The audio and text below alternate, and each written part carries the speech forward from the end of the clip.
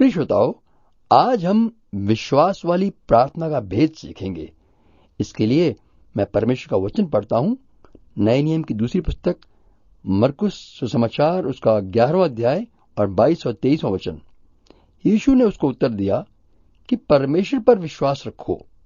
मैं तुमसे सच कहता हूं कि जो कोई इस पहाड़ से कहे कि तू उखड़ जा और समुद्र में जा पड़, और अपने मन में संदेह न करे वरन विश्वास करे कि जो कहता हूं वो हो जाएगा, तो उसके लिए वही होगा।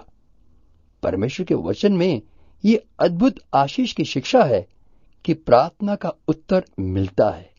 लोग जगह जगह भटकते हैं और जहां पर भी मौका मिले मन्नत मान लेते हैं, यानी कि परमेश्वर को भी वे रिश्वतखोर समझकर सोना चांदी चढ़ाने या कोई जानवर की बलि देने का वायदा करते हैं।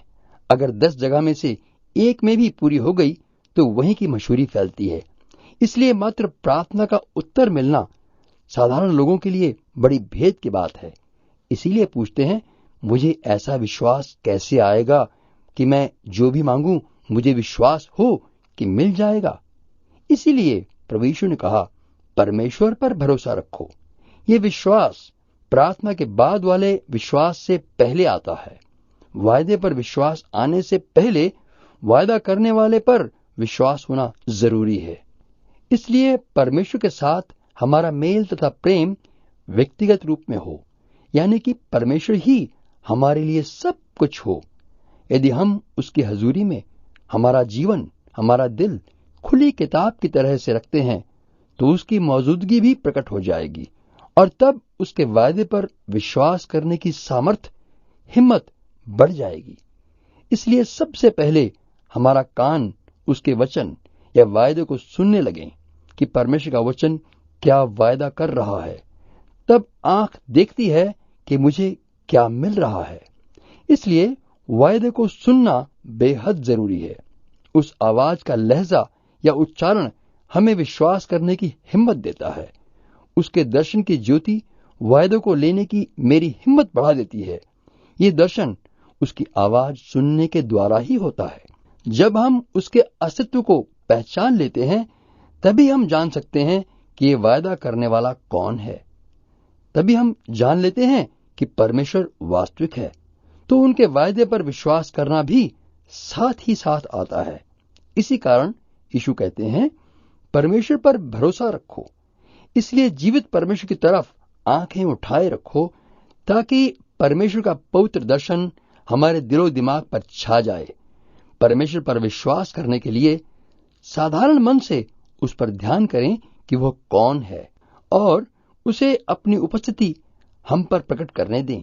उसे समय दें, समर्पण कर दें, उसके प्रेम को पहचान कर स्वीकार करें और उसके प्रेम का आनंद मनाएं। क्योंकि विश्वास वो आंख है जिसके द्वारा परमेश्वर की उपस्थिति की ज्योति और उसकी सामर्थ हमारी आत्मा में उतर जाती है, और उसको अपने भीतर मौजूद जानते हैं कि परमेश्वर अब मेरे हृदय में निवास करते हैं।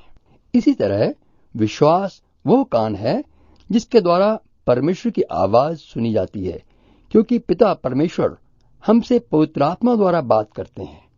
परमेश्वर की संतान को ये गुप्त आवाज ही सिखाती है, अगुवाही करती है, उसी तरह से जैसे यीशु मसीह के साथ पृथ्वी पर रहने के समय था। और परमेश्वर के वचन मात्र बाइबल में लिखे वचन ही नहीं, बल्कि वे आत्मा, सत्य, जीवन और सामर्थ होंगे, ताकि हमारे दिमाग की बात को जीवित कर दें। ये वचन जीवित होकर हमारे दिमाग में रहते और काम करते हैं, और विश्वास द्वारा दिल में उतरते और वहां काम करते रहते हैं। इसलिए वादा देने से पहले प्रभु यीशु ने कहा, परमेश्वर पर भरोसा रखो। विश्वास साधारण रूप में समर्पण को कहते हैं।